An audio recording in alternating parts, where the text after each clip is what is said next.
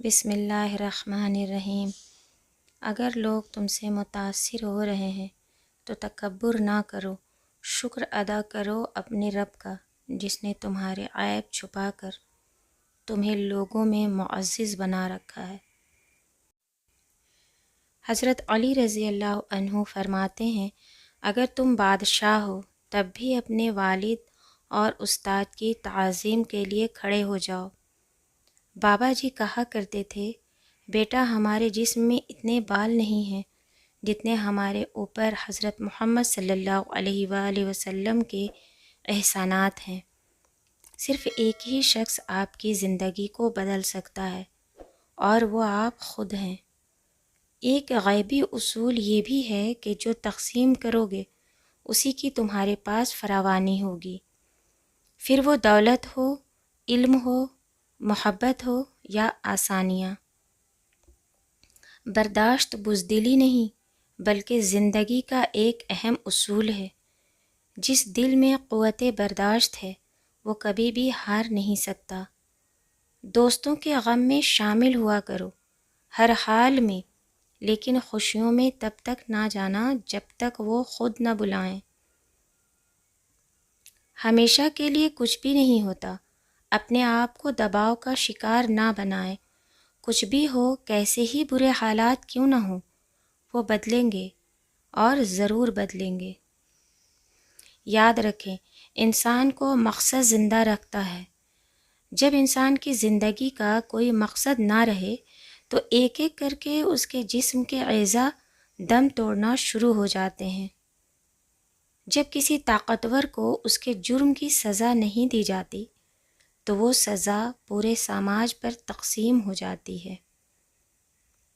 زندگی صدیوں، سالوں، دنوں یا مہینوں میں نہیں بدلتی، زندگی اسی لمحے میں بدل جاتی ہے جس میں آپ زندگی بدلنے کا فیصلہ کرتے ہیں۔ بخیل آدمی کی دولت اس وقت باہر آتی ہے جب یہ خود زمین کے اندر جاتا ہے۔ عمر اور زندگی میں کیا فرق ہے؟ بہت ہی خوبصورت جواب۔ جو اپنوں کے بنا گزار دے وہ عمر، اور جو اپنوں کے ساتھ گزارے وہ زندگی۔ حضور صلی اللہ تعالیٰ علیہ وسلم فرماتے ہیں، غربت انسان کو اپنے ہی شہر میں اجنبی بنا دیتی ہے۔ رمضان میں شیاطین قید کر دیے جاتے ہیں تاکہ ہمیں یہ معلوم ہو سکے کہ ہمارے اچھے اور برے اعمال کرنے میں ہمارا اپنا اور شیطان کا کتنا ہاتھ ہے۔ جس قوم میں تعمیر، تعلیم اور صحت کے شعبے منافع بخش کاروبار بن جائے، اسے دنیا کی کوئی طاقت تباہی سے نہیں بچا سکتی۔ لوگ آپ کو تب نہیں ملیں گے جب آپ اکیلے ہوں گے، بلکہ تب ملیں گے جب وہ خود اکیلے ہوں گے۔ بس اللہ کسی کو بھی اکیلا نہ کرے۔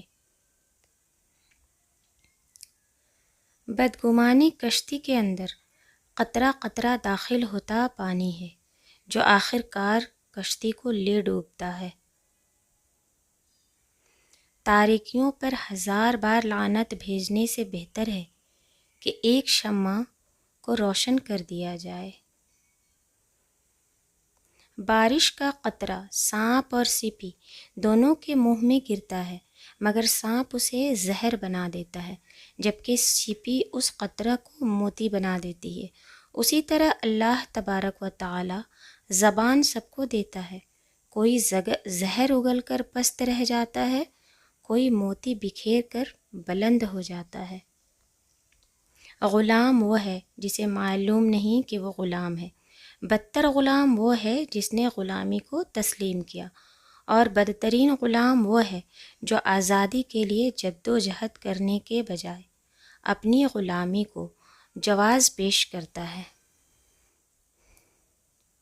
رسول اللہ صلی اللہ علیہ وآلہ وسلم فرماتے ہیں، میرے نزدیک تم میں سب سے قابل نفرت اور قیامت کے دن مجھ سے سب سے زیادہ دور وہ لوگ ہوں گے جو بات کرنے میں بناوٹ سے کام لیتے ہیں، منہ پھاڑ پھاڑ کر باتیں کرتے ہیں اور تکبر کرتے ہیں۔